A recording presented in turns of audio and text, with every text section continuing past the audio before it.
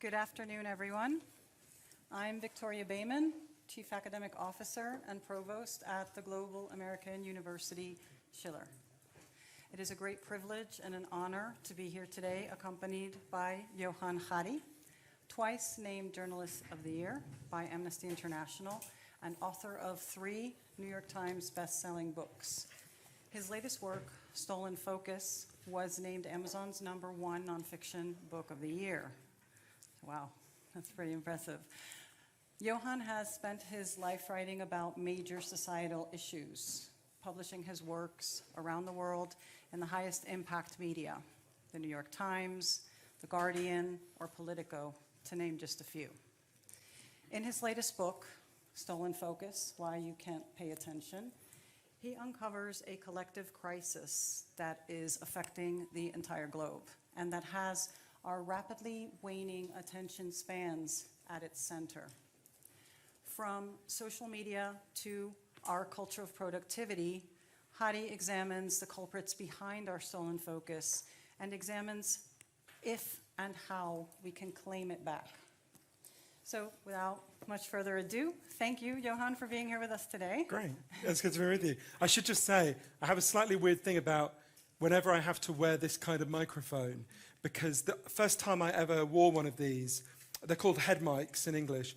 The first time I ever wore one was when I gave a TED talk, and as the technician guy was putting it on my head, I said to him, you know, if you make me wear this, I'm going to feel like Madonna. And he looked at me really intensely and said, you should always feel like Madonna.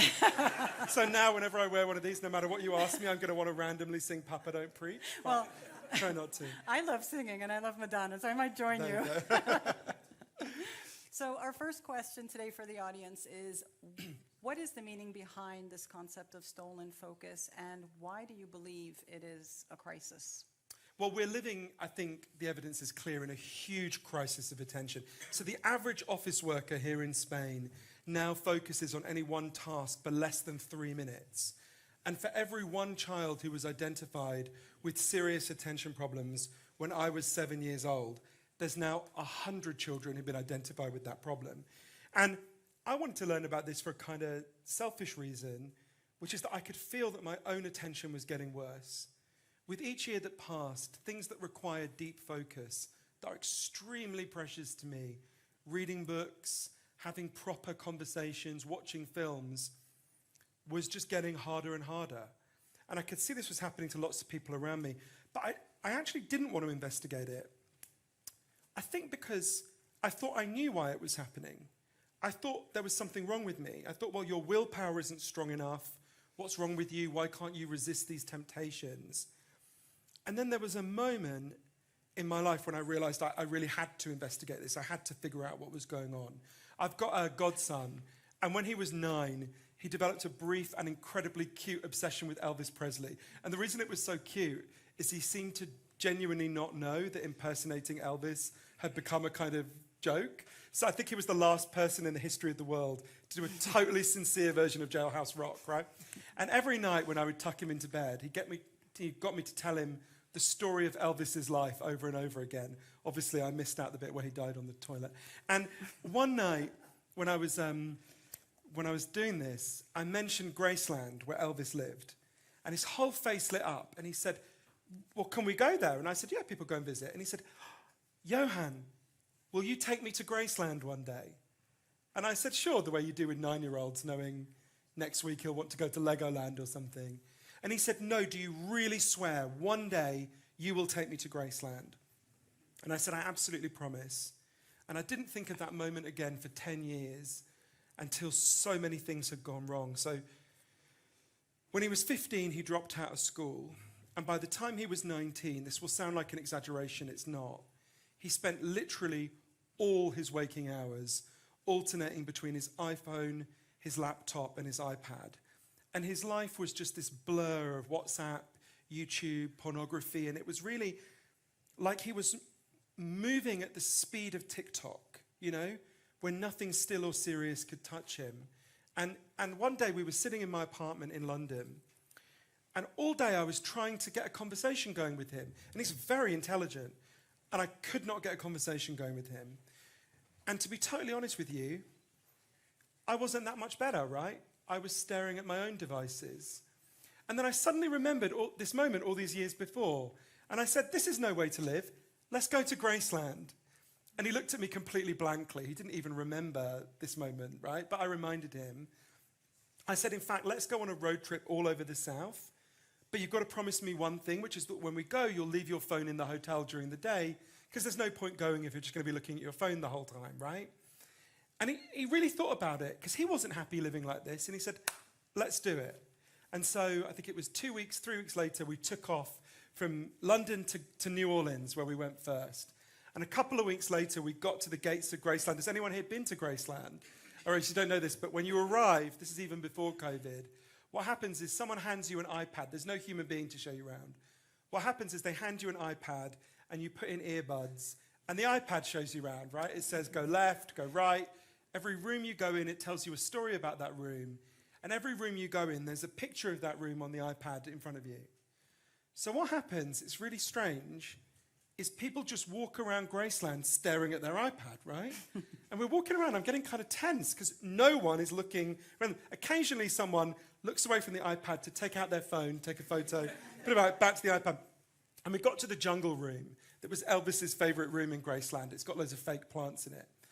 And I'll never forget them. There was a Canadian couple next to us, kind of middle-aged Canadian couple.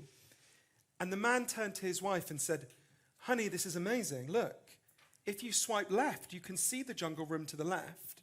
And if you swipe right, you can see the jungle room to the right. And I thought he was kidding. So like you guys, I laughed. And I turned and watched him. And him and his wife were just swiping back and forth. And I leaned over to them and I said, but hey, sir, there's an old-fashioned form of swiping you could do. It's called turning your head, because you realize we're in the jungle room. You don't have to look at it on the internet. It's literally all around you.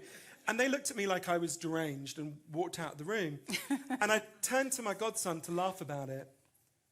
And he was standing in the corner staring at Snapchat. Because from the moment we landed, he absolutely could not stop. He literally couldn't stop. And I went up to him. I did that thing that is never a good idea with teenagers. I tried to grab the phone out of his hands. And I said to him, I know you're afraid of missing out, but this is guaranteeing that you'll miss out. You're not present at your own life. You're not showing up at the events of your own existence. And he stormed off. So I walked around Memphis on my own that day, and I found him that night in the Heartbreak Hotel where we were staying. He was sitting by the huge guitar-shaped swimming pool looking at his phone. And I went up to him. I apologized for getting so angry. And he didn't look up, but he said, I know something's really wrong, and I don't know what it is. And that's when I realized we came away to get away from this problem of distraction, but there was nowhere to escape to, because it's the air we all breathe. There's, as you see, we're all in this kind of fog. And that's when I thought, okay, I need to investigate this. So I used my training in the social sciences at Cambridge University to go on a really big journey all over the world, from Moscow to Miami to Melbourne, to interview over 200 of the leading experts on attention and focus, and do a really deep dive into what they've discovered. And what I learned is that there's scientific evidence for 12 factors that can make your attention better or can make it worse. And loads of the factors that can make it worse have been hugely increasing in recent years. Your attention did not collapse. Your attention has been stolen from you by some very big forces. We're tempted to blame ourselves and to blame our children. But there's nothing wrong with you, and there's nothing wrong with your children. There's something wrong with the way we're living. But once you understand these 12 factors, we can begin to deal with them, to some degree as individuals and to some degree as a society. That's very interesting. You cite in your book an MIT professor, Earl Miller. Yeah, amazing. And he says that we are in a perfect storm of cognitive degradation. What is the idea behind that? What does that mean? Yeah, so Professor Miller has done a huge amount. He's a really fascinating person. So he's one of the leading neuroscientists in the world. I went to interview him, and he said to me, look, there's one thing you've got to understand about the human brain more than anything else. You can only consciously think about one or two things at a time. That's it. This is a fundamental limitation of the human brain. The human brain has not changed significantly in 40,000 years. We're not going to see it change. You can only think about one or two things at a time. But what's happened is we've fallen for a kind of mass delusion. The average teenager now believes they can follow 6 or 7 forms of media at the same time, and the rest of us are not far behind them. So what happens is scientists like Professor Miller, scientists all over the world, including here in Spain, they get people into labs and they get them to think they're doing more than one thing at a time. And they monitor them. And what they discover is always the same. You can't do more than one thing at a time. What you do is you juggle very quickly between tasks. You're like, what did you just ask me? What is this message on WhatsApp? What does it say on the TV over there? What is this message on Facebook? Sorry, what did you ask me again? So we're constantly juggling. And it turns out that juggling comes with a really big cost. The technical term for it is the switch cost effect. When you try and do more than one thing at a time, you do all the things you're trying to do much less competently. You make more mistakes, you remember less of what you do, you're much less creative. And I remember when I first learned about this by reading Professor Miller and many other people who've made this discovery, I remember thinking, okay, I get it, but that's a small effect, right? This is not a big deal. This is a huge effect. I'll give you an example of a small study that's backed by a wider body of evidence. You know Hewlett-Packard, the printer company? They got a scientist in to study their workers, and he split them into 2 groups. And the first group was told, get on with your task, whatever it is, and you're not going to be interrupted. Just do what you've got to do. And the second group was told, get on with your task, whatever it is, but at the same time, you've got to answer a heavy load of email and phone calls. So pretty much how most of us live. And at the end of it, the scientist, Dr. Glenn Wilson, tested the IQ of both groups. The group that had not been interrupted scored 10 IQ points higher on average than the group that had been interrupted. To give you a sense of how big an effect that is, if you and me were smoking cannabis together now, our IQs would go down by 5 points. So being chronically interrupted in the way we are, in the short term, is twice as bad for your intelligence as getting stoned. You'd be better off sitting at your desk, doing one thing at a time and smoking cannabis, than sitting at your desk, being constantly interrupted and not smoking cannabis. Now, don't want anyone to get the wrong idea. You'd be better off neither smoking cannabis nor being interrupted. But this is one of the reasons why Professor Miller says we're in this perfect storm of cognitive degradation. Just to say one last fact about that. If you're interrupted by something as simple as a text message, it takes you, on average, 23 minutes to get back to the level of focus you had before you were interrupted. So you think, oh, I'll text this person, I want to reply. It'll take them 10 seconds to reply. No, it'll take them 10 seconds plus the 23 minutes it takes them to refocus their mind, except most of us never get 23 minutes without being interrupted.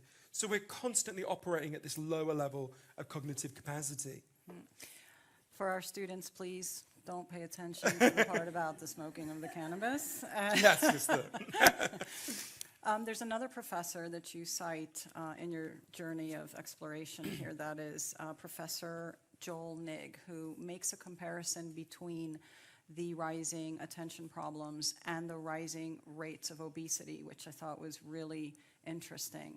Can you detail a little bit what's behind that? How is that comparison made? Yeah, it's fascinating. So he's one of the leading experts on children's attention problems in the world. I interviewed him in Portland and Oregon. And so we know with obesity has massively risen. So in 1960, there was 1% obesity in Spain, Britain, and the United States. Now, in Spain, I think it's 17%.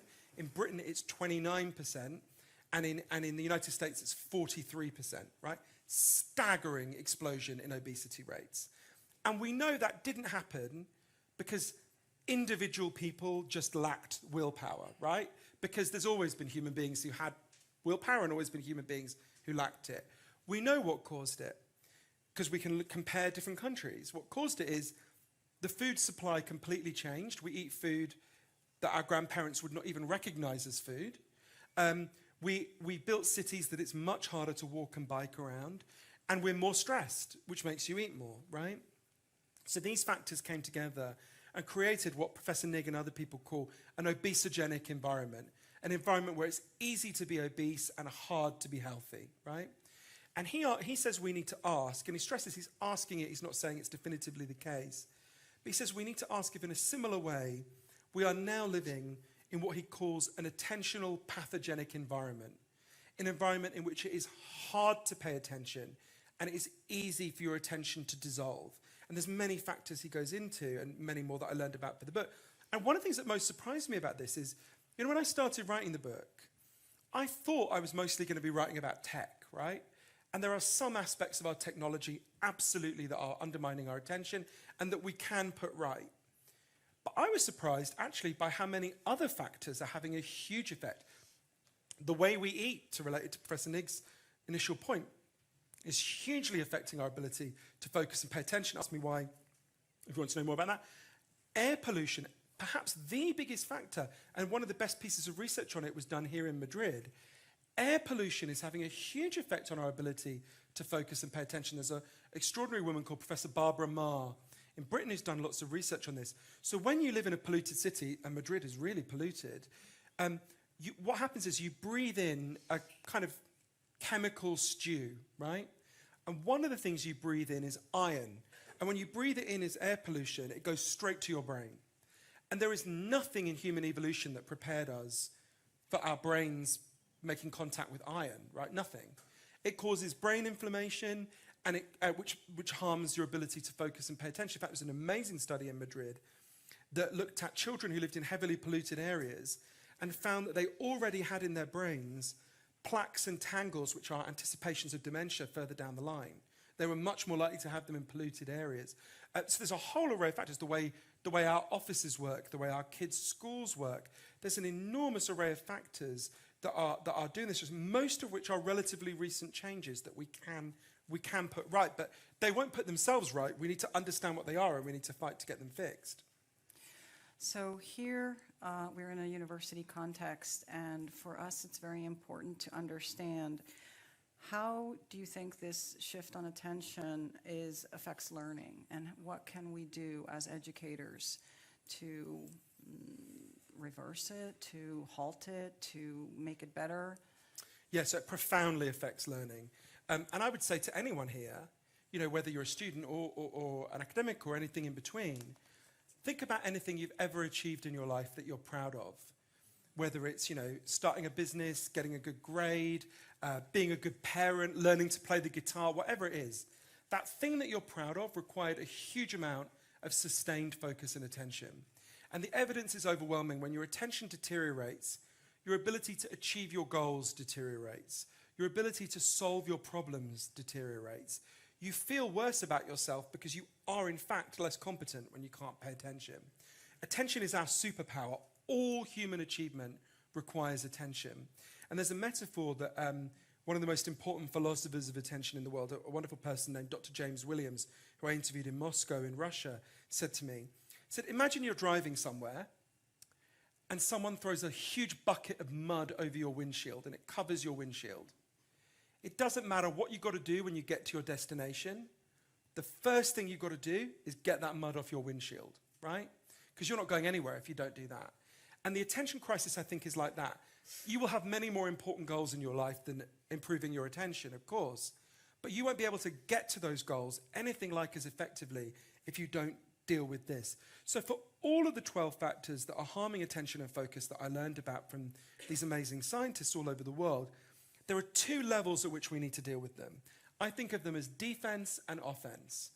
There are loads of things that we can do to defend ourselves and our children immediately as individuals from these factors. I'll give you an example just of one. And I would recommend that you buy one for every student who starts, right? Absolutely. They're not very expensive. You go online, you can buy something called a K-safe. It's a plastic safe. You take off the lid, you put in your phone, you put on the lid, you turn the dial, and it'll lock your phone away for anything between 5 minutes and a whole day, right?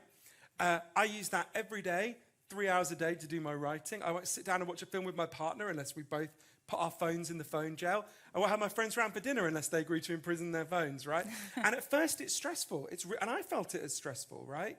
But, I always say to people, the pleasure of paying attention and having someone pay attention to you is so much greater than whatever crappy update you were about to get from Instagram, right? And when people start to get their attention back, they feel that pleasure. So there are dozens of things like that. I mean, I would recommend every student be given a K-safe. You talk about these things, the benefits of them. You will make your studying infinitely more effective, and you'll do it in less time if you're just doing that one thing in concentrated bursts. Even if it's just put your phone in for 20 minutes, take it out, look at it for a minute, put it back in for 20 minutes, lock it away. But it's about committing yourself. So there's lots of things like that. But I want to be really honest with people, because I don't think most books about attention have leveled with people, right? I am passionately in favor of these individual changes. They will make a real difference to your life. On their own, they are not enough to solve the problem.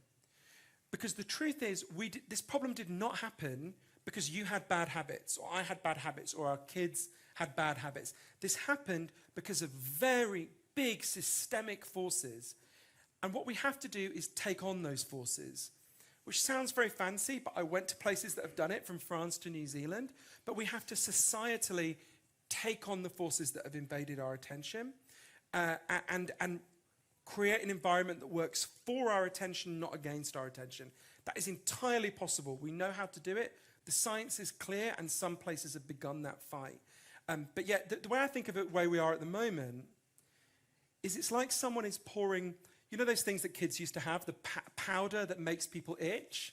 It's like someone is pouring that itching powder over us all day, and then that person is leaning forward and going, hey buddy, you should learn how to meditate, then you wouldn't scratch all the time. And you want to go, yeah, I'll learn to meditate, that's very valuable, but you need to stop pouring this damn itching powder on me, right? We need to stop the forces that are doing this to us. That is entirely achievable. So do you think it can be reversed? Yeah, so there's a great example that happened here in Spain and happened in my own country, Britain. So anyone my age or older, if people a little bit younger than me, will remember, when I was a kid, the only form of gasoline, of petrol in this country and in Britain was leaded petrol, right? And it was discovered that exposure to lead is really bad for your brain, and particularly bad for children's ability to focus and pay attention. Really bad, right? Actually, that was discovered in the 1920s by an amazing female scientist called Dr. Alice Hamilton, who said we should never allow leaded gasoline. She was mansplained out of the room. They ignored her. We did it for, for all these years. But by the time you got to the late 1970s, the damage was really clear. And so what happened? A group of ordinary mothers, what at the time called themselves housewives, banded together and said, why are we allowing this? Why are we allowing the lead industry, these companies, to screw up our kids' brains, right? Because obviously if it was in the petrol, it was in gasoline, it was in the air, everyone was breathing in huge amounts of lead. And it's really important to notice what these mothers didn't say. They didn't say, let's ban all gasoline, right? Let's get rid of cars. Just like none of us rightly are saying, let's get rid of technology. What they said is, let's deal with the specific component in the gasoline that's harming our attention and move to one that won't harm our attention. So these mothers, they fought like hell for leaded gasoline to be banned and for us to transition to non-leaded gasoline. And it was a huge, long fight. You know, and it followed the classic pattern of all successful political fights that was described by Gandhi. First they ignored them, then they laughed at them, then they fought them, then they won. As everyone here knows, there's no more leaded gasoline. As a result, the average Spanish child is 3 to 5 IQ points higher than they would have been had we not banned leaded gasoline. Now, to me, that's a great example. In addition to defending yourself as much as possible, we identify the component in the environment that is harming our attention, and we get it the hell out of our environment. We have a democratic movement to get it out of the environment. Now, for all of the factors that are harming our attention now, we can do that, right? In fact, one of your neighbors, France, has done it in a really interesting way. Ask me about it if you like. We can do this, but we have to not only see it as an individual problem, but identify the collective causes and begin the fight to deal with them. Go ahead and explain. I read it in the book about France. It's something about there's actually laws against emails after work hours. Yeah, so like that. France was having this huge crisis. In 2018, France had a huge crisis of what they called le burnout, which I don't think I need to translate. and the French government, so the French labor unions, who, as we know, as we've seen in the news, fight really hard for their rights. French labor unions pressured the government to say, look, French workers are really burned out. This is making us, really harming people's lives. Figure out what's going on. So they set up a government inquiry headed by Bruno Metling, who runs Orange, at the time their biggest telecoms company. And he did loads of research, and he discovered one of the key factors, which is that 40% of French workers felt they could never stop checking their phone or email while they were awake.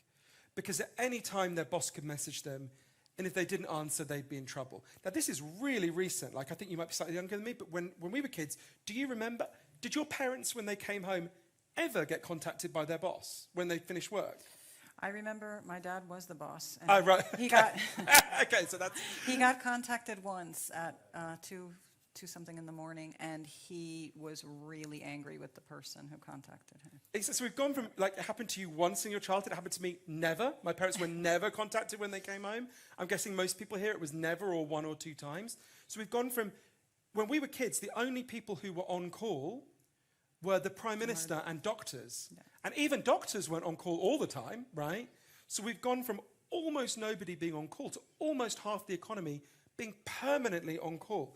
Now, I can give those people all the lovely self-help advice in the world. Buy a case safe, I can list all the 20 things. They can't do it. If your job depends on you not doing it, that advice isn't helpful, it's cruel. But that is something we can deal with collectively. So once this problem was identified, French labour unions went to war, like they like to, and the French government introduced a very simple legal reform. Every French worker was given something called the right to disconnect. It's very simple. It says your work hours have to be written down in your contract, and when your work hours are over, unless they pay you extra, you don't have to look at your phone or check your email. So when I was in Paris, Rentokil, the pest control company, was fined 70,000 euros because they complained that one of their workers hadn't checked his email an hour after he left work. Now you can see how that's a collective change, one of many that we need, but that's a collective change that deals with the underlying problem and sets people free to make individual changes, right? Now you can't do that on your own. Maybe there's someone here who's very powerful where they work, who can go to their boss and go, not checking my email after 5 p.m. from now on, but good luck with that, right? You can't do that as an individual. Together we can do that. France is not a science fiction creation. It's a country just across the border. They've done it, right? And lots of other places are now following, several. Canada's following, New Zealand's following, there's lots of other places. So to me, that's another great example of identifying a collective solution and fighting for it, in addition, of course, to defending yourself as much as you can. And what about the people who say that eventually this problem will go away because we're going to adapt, in the kind of the anthropological sense that we adapt to the world as it becomes? What about those people? What would you say to them? Are we going to adapt to that world and it's not going to affect us as much on a mental level? So I asked lots of the experts on this, and they said, you know, human beings are incredibly adaptable, but there's also a limit to how much we can adapt. And there's a very good way to measure this. We now have a generation of young people who grew up in this environment. Have they adapted? Is their attention great? Can they cope with being constantly interrupted but still pay attention? The evidence is very clear they can't, right? And that's not their fault, by the way. That's the environment we've allowed them to grow up in. So sadly, human beings are astonishingly adaptable, and there are limits to our adaptability. There are things we can't do. We can't learn to spatially navigate like pigeons can. And we can't learn to think about more than one thing consciously at a time. We can't do it. And there's a certain speed. The key thing to understand is that a lot of the adaptations we can make come with a cost. We can speed up. Human beings speak 20% faster than they did in 1950. We walk 25% faster than we did in 1950. We can adapt, but that comes with a cost. There's lots of evidence. If you give people something to read on a bit of paper, you can make them read it 20% faster than they normally would, but they'll just understand less of it and they'll remember less of it, right? We've all had that experience. I could make you speed read something. You could do it. You know, it wouldn't be impossible, but you would know less and you would understand less. And we know there's been this extraordinary acceleration. The average TikTok video that people watch is 8 seconds long, right? Think about the acceleration that involves. You can do it, but it comes with a cost. There's benefits as well, but it comes with a cost. So it's about knowing the costs and benefits and when it's worth spending that cost. And there are absolutely times we want life to be sped up and fast, and that's great. But if your whole life is like that, the cost is you won't be able to think deeply, your memory will be worse, you'll be less creative, you'll be much less productive. But I think part of the problem is, as a culture, and it's very important for all of you who study business, we've created a crazy conception of what productivity is in our culture. We think the good worker is the worker who will reply immediately. Well, okay, we've talked about how bad that is. We think the good worker is the worker who works to the point of exhaustion.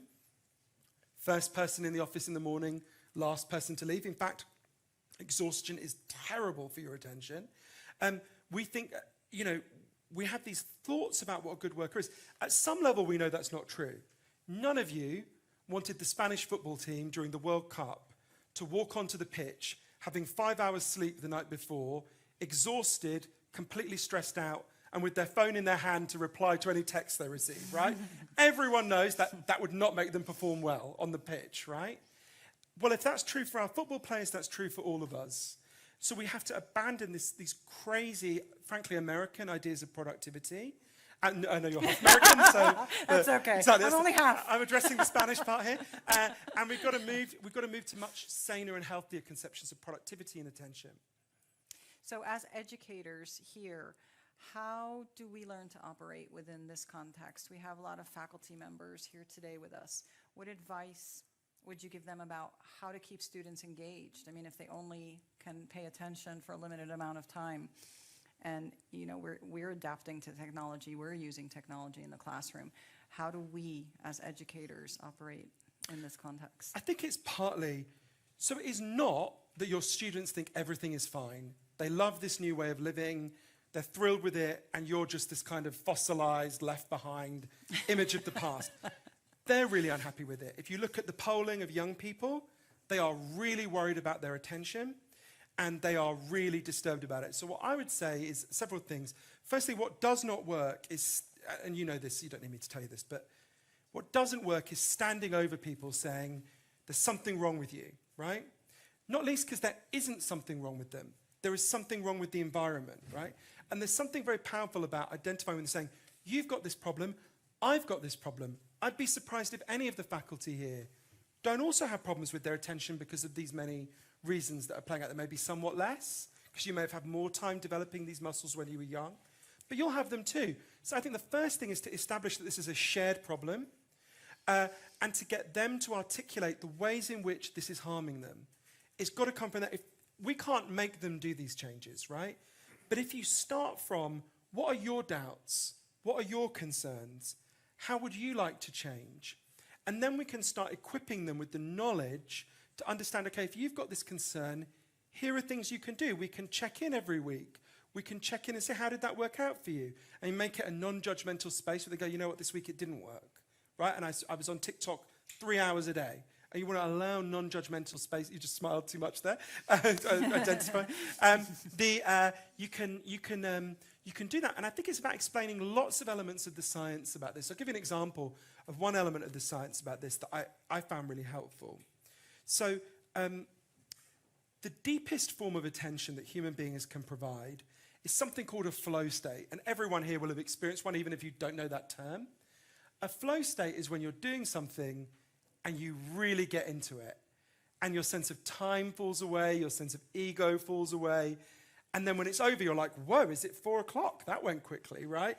And, one rock climber said, when you get into a flow state, it's like you are the rock you're climbing, right? And different people get into flow states doing different things. For me, it's writing. For you, it might be making bagels, doing brain surgery. It can be anything, right? And flow is really important for thinking about attention because it's, like I say, it's both the deepest form of attention that human beings can provide, and once you get into it, it's the easiest form of attention to provide. It's not an effort, right? So of course, when I learned about this, I was like, whoa, if it's the deepest and the easiest, if it's like a gusher of attention that exists inside every human being, how do we drill to get that gusher, right? So I went to interview the man who first identified flow states in the 1960s and studied them for more than 50 years. Professor Mahali Csikszentmihalyi. It took me so long to learn how to say his name. An amazing man. I did, actually, sadly, the last interview he ever did because he died, passed away shortly afterwards. And he discovered loads of things about flow states. There's 3 I think would be particularly helpful to students. So there are 3 things you can do that can massively increase your chances of getting into a flow state. There's no guarantee, but you can hugely increase the chances. The first is, you've got to set aside a significant amount of time in which you do one thing, right? this afternoon I'm going to write this essay, I'm going to paint this canvas, I'm going to climb this rock, whatever it is. If you're being interrupted, if you're trying to do 2, 3, 4 things, you won't get into flow, right? Secondly, you've got to make sure that the goal you're trying to pursue is meaningful to you. Attention evolved to attach to meaning, right? A frog will stare longer at a fly than it will at a stone because the fly is meaningful to the frog and the stone is not, right? So attention evolved to attach to meaning. Often, when you find it really hard to focus on something you're studying, it's because you're not connected to why it's meaningful. Why does it matter? Why should I care? So partly it's about discovering the meaning of it, uncovering why it's important. And the third thing, and this seemed counterintuitive to me when I learned it, is it really helps to get into flow if you push yourself to the edge of your abilities but not beyond them. So let's say you're a medium talent rock climber. You don't want to just climb over your garden wall. It's too easy, you won't get into flow. Equally, you don't want to suddenly try and climb Mount Everest. You'll get overwhelmed, you won't get into flow. What you want to do is climb a slightly higher and harder rock face than the one you did last time, right? Flow begins at the edge of your comfort zone. So when you do these 3 things, set aside time to do just one thing, make sure, uncover the meaning of what you're doing, and push yourself to the edge of your abilities but not beyond them, which is a difficult balance to get, you massively increase your chances. So a lot of people think, well, I can't pay attention. But they've never in their lives experienced those conditions that can activate their deepest capacities. So I think it's absolutely not about standing in judgment over them. If anything, our attitude towards them should be one of deep apology. We allowed the creation of an environment that has sabotaged and undermined you, right? We should never have done that. It's one of apology, explaining that it's not their fault. They shouldn't feel ashamed. In fact, it's very odd that they're as good as they are, right? And then helping them to build the skills and abilities to do that and having an open, honest conversation about it. So here at the university, we have different profiles of students. We have students who are entering undergraduate studies for the first time, who are between 17 and 20 years old. And then we have students who enter postgrads that are 30 plus usually, right? Is there a difference in the profile of these students regarding these types of phenomena? So there's some evidence that the problem is worse for younger people. As with anything, attention is also a muscle. The more you use it, the better it gets. So if you've grown up in an environment where attention was very hard to achieve, you know, a child who grows up looking at TikTok is different to a child who grew up reading books, right? Or even a child watching television. So I would be surprised if the 30-year-olds weren't a bit better. But ultimately, the challenges are the same whether you're 17 or 90. We're all living in similar environments where these things are playing out. So it's undeniable that technology and artificial intelligence are changing the way that we live, the way we consume information, and the way that we learn. And while we may need to fight against these adverse effects, I'm sure that there are some benefits as well. How do we maximize those benefits without going overboard with the negative effects? It's a really important question. So the way big tech and Silicon Valley want us to frame this debate is, are you pro-tech or are you anti-tech, right? And you hear that and you're like, well, I'm not going to give up my laptop and my phone. I'm not going to join the Amish. I guess I must be pro-tech. That is not the debate. We're all pro-tech. We all love technology. The debate is not, are you pro-tech or anti-tech? The debate is, do we want tech that is designed to work for us, to enhance our capacities? Or do we want tech that is designed to undermine us so that our attention can be harvested by some very rich people, right? And it took me a long time to understand this. So I spent a lot of time in Silicon Valley interviewing people who designed key aspects of the world in which we now live. And one of the things that most interested me, was most striking, is how incredibly guilty the people who designed this stuff feel. There's a guy I mentioned before called Dr. James Williams who worked at the heart of Google. And one day he spoke at a conference where the audience were literally the people who designed the stuff that, you know, you use, your apps that you use every day, and certainly the apps your kids use, right? And he said to this conference, if there's anyone here who wants to live in the world that we're designing, please put up your hand. And nobody put up their hand. They just looked down slightly shamefaced. Not long afterwards, he quit. And I think the key to understand is This is not inherent to technology. Most of these problems are not inherent to technology. They are inherent to the current design of the technology. And this kept being explained to me by many people until I understood it. So any of you, please don't, but if you open TikTok, Twitter, Facebook, Instagram now, and you begin to scroll, those apps make money out of you in two ways straight away. The first way is really obvious. You see advertising. Okay, we all know about that. The second way is much more important. Everything you ever do on these apps, including your so-called private messages, is scanned and sorted by their artificial intelligence algorithms to figure out who you are and what makes you tick. So let's say that you've ever, on any of these apps, said that you like, I don't know, Donald Trump, Dolly Parton, and you told your mother you just bought some nappies. Okay, so it's going to figure out, you like Donald Trump, you're probably right-wing. Didn't mean to look at you there, so you don't.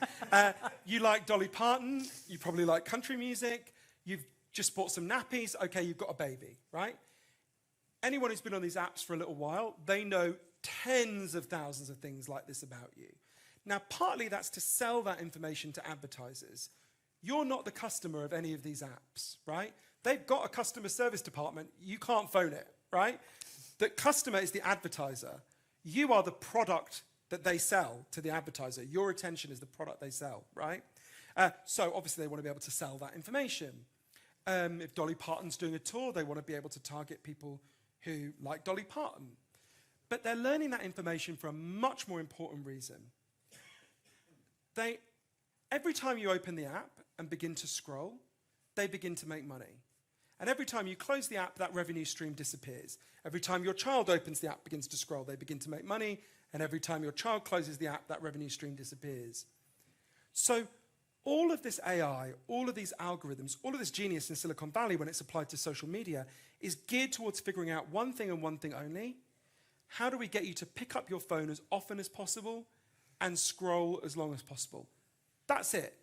That's the only thing they care about. They are an attention harvesting machine, right? Just like the head of KFC, maybe a very nice person, but all he cares about in his professional capacity is how often did you go to KFC this week and how big was the bucket you bought. All they care about is how often did you open the app and how long did you scroll. So they're learning this information about you to figure out what will keep you scrolling. And they are unbelievably good at it. As my friend Tristan Harris, who worked at the heart of Google, says, you can try having self-control, but every time you do, there are 10,000 engineers on the other side of the screen working very hard to undermine your self-control, right? Now, what people in Silicon Valley kept saying to me is, there's a way to deal with that. And it's very like the fight about lead paint. There's an equivalent to the lead in the lead paint in this story, right? There's a model of social media we can have that works for us to enhance our lives instead of working against us to harvest our attention and keep us scrolling and distracted. So I kept saying to me, well, how do we do it? And Asa Raskin, who designed a key part of how the internet works, said to me, the answer is very simple. Like you banned lead paint, you need to ban the current business model for social media. You need to say a business model that's based on saying, we seem to give you the product for free, but we secretly monitor you and surveil you, and we harvest your attention. Just ban it. Don't allow it. And I said to him, okay, let's imagine we do that, and the next day I open Facebook. Would it just say, sorry, everyone, we've gone fishing? He said, of course not. What would happen is they'd have to move to a different business model. And everyone here, pretty much everyone I would have thought, has experience of what those two business models are. One of them is subscription. We all know how Netflix works. You pay a small amount, in return you get access. Crucially, that changes all the incentives. Suddenly they're not saying, how do we hack and invade Bob in order to harvest his attention? Suddenly they're saying, what does Bob want? Suddenly you're the customer, you're not the product, right? What does Bob want? Oh, it turns out Bob feels good when he meets up with people offline instead of scrolling through their photos. Let's design the app to encourage people to meet up. Let's tell him his friends are nearby and want to go for a drink. There's a million ways you can do that. The technology, my friends in Silicon Valley could design that in a week, right? Or think about the second model, which everyone here has access to. Everyone here has experience of. This building has experience of. Think about the sewers. Before we had sewers, we had feces in the street and people got cholera and it was terrible. So we all pay to build the sewers and maintain the sewers, and we all own the sewers together. Everyone here, you own the sewers in Madrid. I own the sewers in London with all the other people who live in London, right? Now, it might be that, like, we own the sewage pipes together because we don't want to get cholera. We might want to own the information pipes together because we don't want to get cholera for our attention, and I would argue for our politics, but that's a different subject. Again, now we want to make sure that was independent of government. We do not want governments controlling these mechanisms. We can, for obvious reasons, but a good model would be the BBC, right? The most trusted media institution in the world. It's funded by the British taxpayer, but it is independent of the British government, right? So, but whatever alternative method we want to choose, the key thing is you've got to change all the incentives. Because the truth is, as long as the longer you scroll, the more money they make, they will find better and better ways of ruining our attention. Think about how much more addictive TikTok is than Facebook. Now imagine the next iteration of TikTok in the metaverse, right? So the way I think of it is we're in a race. On one side of the race, you've got these 12 factors that are undermining our attention, many of which are poised to get worse if we don't act. Paul Graham, one of the biggest investors in Silicon Valley, said the world will be more addictive in the next 40 years than it was in the last 40. That's true, by the way, the food industry, across the board, these factors, right? That's one side of the race. On the other side of the race, there's got to be a movement of all of us, like those mothers who got rid of leaded paint, saying, no, you don't get to do that to me. You don't get to do that to my brain. You don't get to do that to my children. Of course we choose a life with plenty of technology, but we choose a life where we can think deeply, where we can read books, where our children play outside. If we want that, we can choose it, right? The science is very clear. The steps we need to take are pretty clear, I think. But it requires a shift in psychology. We need to stop blaming ourselves and start blaming the forces that are doing this to us. Because, you know, we need to realize we're not medieval peasants begging at the court of King Zuckerberg for a few little crumbs of attention from his table, right? We are the free citizens of democracies, very hard-won democracies in the case of this country, and we own our own minds. And together we can take them back if we want to. Very strong message. I believe it, and I've seen it happen. I saw it in so many places, from New Zealand to France. The hunger for regaining our attention is so great, and the reforms are very practical. You know, human beings have taken on bigger steps than this. You know, the axe, you know, axes that you break wood with, the axe existed for 1.4 million years before anyone said, guys, should we put a handle on this axe? The entire internet has existed for less than 10,000 days, right? We can fix this stuff. It's recent. It benefits a tiny number of people at the expense of everyone else. And to be honest, even they'll be better off if we fix this, right? Because they won't be sick with guilt about the terrible things they're doing. We can fix these things if we want to. Human beings have taken on bigger fights than this. But we've got to understand what's happening, and then we've got to act together to do it. Very powerful message. I'd like to open the floor to questions from anybody from the audience or anybody who's watching us live streaming. Hello, internet people. It's not your fault. Question from one of our online viewers. Sure. It's a bit of a controversial question, I think. She or he said, don't you think it is a matter of priorities? The screen opens hundreds of new opportunities to experience, as it happens with your dialogue. And sometimes if we miss what's happening physically in front of us, it's because it's not as much interesting or stimulating. What do you think? I mean, I totally agree that there's a huge amount of... I'm pro-tech, and the internet is an extraordinary gift to us. It's why I want the internet to be designed to work for us, not against us. Same with AI and the things you're debating. Absolutely we want AI. The benefits are extraordinary, but we want it to be working within a business model where its goal is not how do we hack humans, but how do we enhance humans, right? So I think he or she is absolutely right that there are hundreds of opportunities online. And I think there's some truth in sometimes people opting out can be a sign that the thing they're being offered is quite boring. I'll give you a really good example. Think about what we've done to our education system, right? I don't know enough about the Spanish education system, but in Britain, think of what we were saying about attention evolved to attach to meaning, right? The more meaningful something is to you, the better your attention is. Everyone here knows if I gave you a book about something you really cared about, you would find that a lot easier to read than if I gave you a really boring book about something you don't care about, right? So, but think about our education system. In Britain and the United States, we redesigned our education system. There was never a golden age, but we redesigned our education system to be almost entirely around getting kids to memorize, frankly, meaningless shit for tests that measure nothing of any value, right? That's what almost the whole education system is now. Memorize this garbage that you'll never need to know and you'll forget the minute the test is over, right? Now, kids and there's a lot of evidence, as that change happened, kids' attention got worse. Now, those kids are not wrong to not want to pay attention to memorizing the dates of the kings of England. I had to do that. What a ridiculous, stupid thing to get children to do, right? Completely worse than useless. It makes them hate education, right? So they're right that sometimes an inability to pay attention can be a sign that what you're offering is not good enough. I think there's some truth in that. But clearly there's lots of times when that's not true, right? So I think we have to judge it situation by situation. Do we have time for another question? Yes, there's another one. If you are optimistic after your research about whether we will have our attention stolen forever or we will recover it. I'm really optimistic, and I'm optimistic for two reasons, which might sound really weird when I first say them. One is about my grandmothers. I'm 44 years old, and when my grandmothers were the exact age I am now, one of them was a Swiss woman living on a wooden hut on the side of a mountain, and the other was a working-class Scottish woman. And I knew my grandmothers and loved them. They were incredible people. And when they were the age I am now, neither of them were allowed to have bank accounts in their own names because they were married women. My Swiss grandmother was not allowed to work outside the home without the written permission of her husband.